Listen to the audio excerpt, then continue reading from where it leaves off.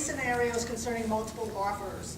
Scenario, I want to know how many, when and how many contracts a seller has to sign, when and if a backup addendum is needed on them, and if and when and how many offers get submitted to the lenders in a package. Scenario 1, the listing agent has received more than one offer. The seller has not signed any yet. Scenario number 2, the seller has signed an offer and other offers have come in, but none have been submitted to the lender. And scenario number 3 is the seller has signed an offer, it has been submitted with the package to the lender, and then other offers have come in. Gentlemen? Did you get all three? I know. I got a law school exam here. Can you give us the 3 examples again? The seller has signed no offers, there are multiple offers in. Okay. The seller has signed one, but none has been submitted to the lender. Okay. And number 3, the seller has signed one and it has already been sent to the lender. Okay. So you're saying each of these are different scenarios. So you want to go, well, I'm going to go one at a time. So, How many offers the sellers are supposed to sign, if you're supposed to use backup addendums or riders on any of them, and how many are supposed to be submitted to the lender. yes, go ahead. I actually had this issue as recent as a couple of weeks ago. And this is coming from your Palm Beach MLS. I think is his last name, John? I'm trying to remember his name, but From the anyway, Palm with Beach compliance. board? Yeah. Oh, in our office? Yeah. Bill Millette. Millette. So it's coming from Bill Millette. That's the regional MLS compliance director. One of the issues that actually happened was I'm going to hit one of your examples. I can't hit 3 at a time. Come on, Charles. But I'll hit them all. The offer was already signed, submitted to the bank with the complete package, with the of what the seller needed to submit as well to the lender. So everything was complete. The issue that I know it doesn't hit that exactly on the head. I'm going to answer as a politician for a second, and let you know, because this is actually a very important issue that's hitting and affecting a lot of realtors out there. You have a fully executed contract. The listing actually remained active, and we know it actually had contracted between both the buyer and the seller, and they both agreed that I get to leave the listing as active. And this is going to lead to answering your 3 questions, you'll see. But it's going to hit something also really important that the realtors are not doing out there, and you guys can hopefully help me clean up the field as well so that we can all do better business out there. So I want to explain the facts again. There was a purchase sales agreement signed, submitted, done, submitted to the bank, and the bank's already considering that offer, but the listing is still active out there because the buyer and the seller had contracted that the buyer and the seller are allowed to keep the listing as active just in case, and we all know the buyer might not qualify for financing, X, Y, and Z, and we don't want to ruin our chances of getting the best buyer to the table and close and make our commissions and earn our title, fees and attorney fees and everything else. A few years ago, this issue presented itself, and it was answered that the freedom of contract trumps whatever the MLS board can try to implement or throw out there. That has recently changed. And if you're a part of the Palm Beach MLS community, and we all are, and we're using the system and marketing our properties through it, we're also bound to their rules and regulation, which require that if you are in a contract with someone else, you must change that listing from active to contingent. Has to. So be very cautious and wary before you contract with that individual. To answer now number 3, I guess. You have an offer, it's submitted to the lender, and you're getting, I guess, additional offers that are coming in as well. Can we enter into contract with those individuals? The answer is yes, but as long as you also have an addendum to contract explaining that you are in second position, and then we're only considering your offer if that the original buyer that we have submitted for contract, what's the word? Falls through. Falls through is the word I was looking for. Keep it simple. Keep it simple. So if the original buyer falls through, then you will be in next line for purchasing the property. So to answer your example number 3, the answer is yes. you have an offer and you haven't submitted to the bank, same thing as the last one. Because you have a contract, you can't just keep on signing more and more contracts.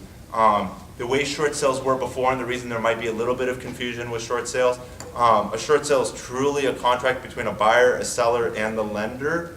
But get the lender out of your heads. You have a contract as soon as the buyer and the seller signs it. The lender is where the contingency is at, just as, for example, you enter into a contract with a buyer that it is contingent on financing. You wouldn't treat that any differently than in a short sale where it's contingent upon the lender giving you an approval.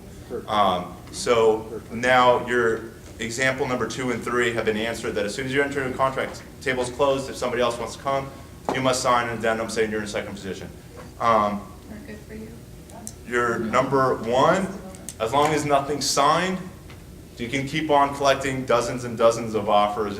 There's nothing stopping the fact that you're getting multiple offers on a property. But as soon as that seller puts their signature down on one of them, you cannot continue signing other contracts. Thank you, Charles. You're Scott? welcome. No, he did a great job explaining that. Other questions? With deficiency judgments, what are you finding your success rate of getting the seller completely out of the deficiency without any type of promissory note or bringing any, cash to the table at closing? Who's your question for? Something to take back to your sellers is in 2009 as a law firm,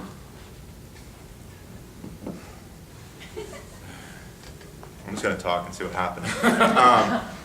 I would say more than 90% of my, I know it's on tape too.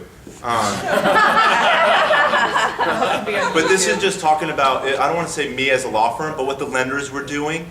I would say the lenders were accepting short sales 90% of the times with no need for the sellers to contribute any cash contribution, or the lenders not requiring the sellers to also sign a promissory note. So again, I'm not talking about my success as a law firm, In the industry. but the lenders in 2009, more than 90% of the times would not require anything of the seller. 2010 and going into this year, I would say the lenders about half of the times now are requiring the sellers to bring some money or sign some type of note, and I would think that having an attorney also on your side would hopefully lessen that liability to the seller than for an agent. But again, the issue of, is the agent actually negotiating? If it's something that the bank's saying, this is what we want the seller to sign as a $20,000 promissory note, all you can do is relay that information right back to the seller. If there's something to negotiate, that has to be left for your attorneys to now handle. Are you finding that the bank is, if you are signing a promissory note or bringing money to the table, that the bank is releasing the seller a lot more often of the deficiency judgment? Absolutely. If for example, let's say you had successfully got the approval letter now from the bank, and there's the promissory note for $20,000, for example. That wasn't your question.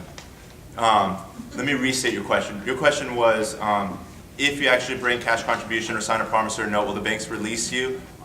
If you are bringing cash contribution or signing a note, that does usually indicate that in consideration for that, that is the full release. Can you address what happens in the short sale when the bank wants to give them a 1099 at the end? How does that affect the seller?